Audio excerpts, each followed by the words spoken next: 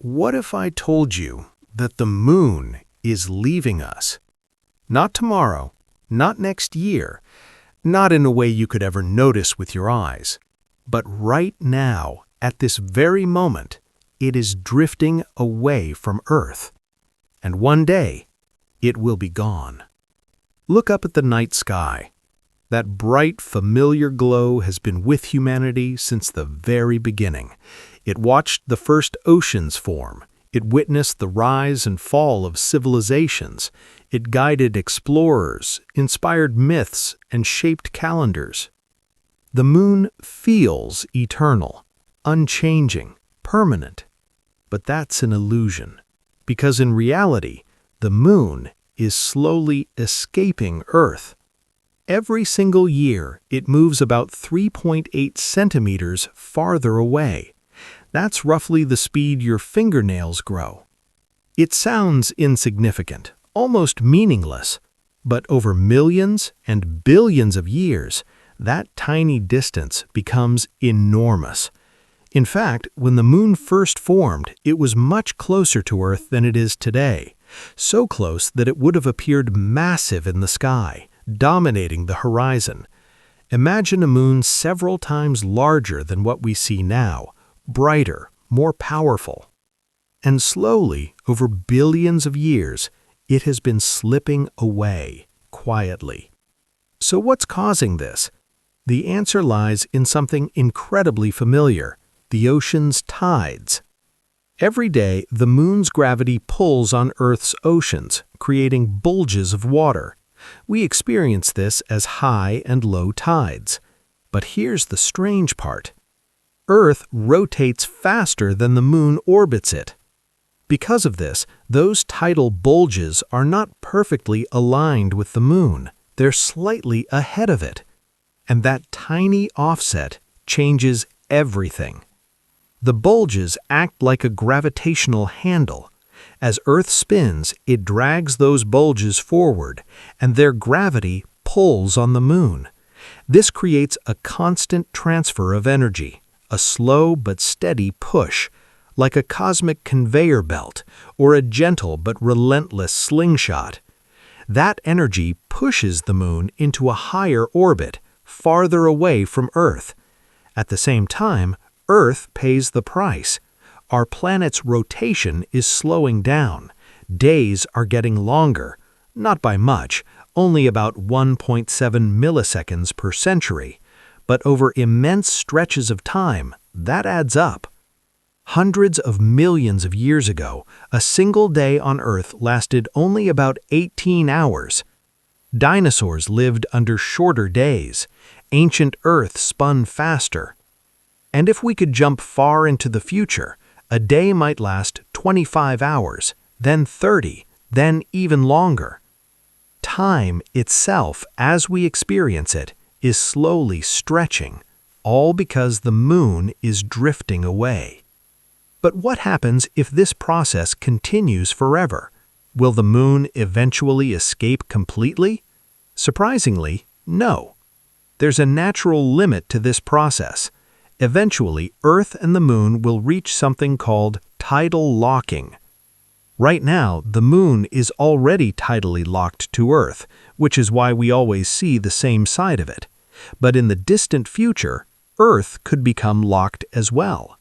One side of Earth would always face the moon, and the moon would hang motionless in the sky, frozen in place.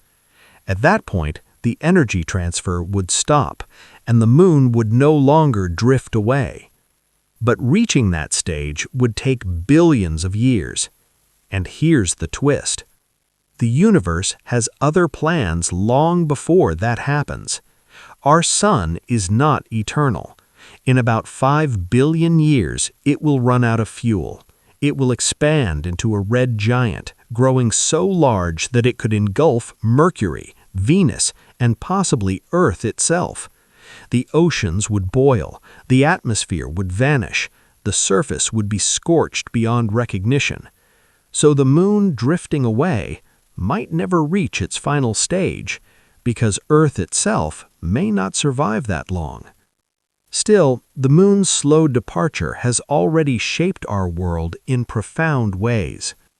Without the moon, Earth would be a very different planet. The moon stabilizes Earth's axial tilt, the angle at which our planet is tilted relative to its orbit. That tilt is what gives us seasons. Without the moon, Earth could wobble unpredictably. The poles might shift dramatically. Ice ages might come and go erratically. Life as we know it might never have evolved in such unstable conditions. Even the tides, which helped early life transition from oceans to land, depend on the moon. No moon, no familiar tides, no steady rhythm to coastal ecosystems, possibly no complex life at all. And yet, despite all of this, the moon continues to drift away, second by second, minute by minute, year by year.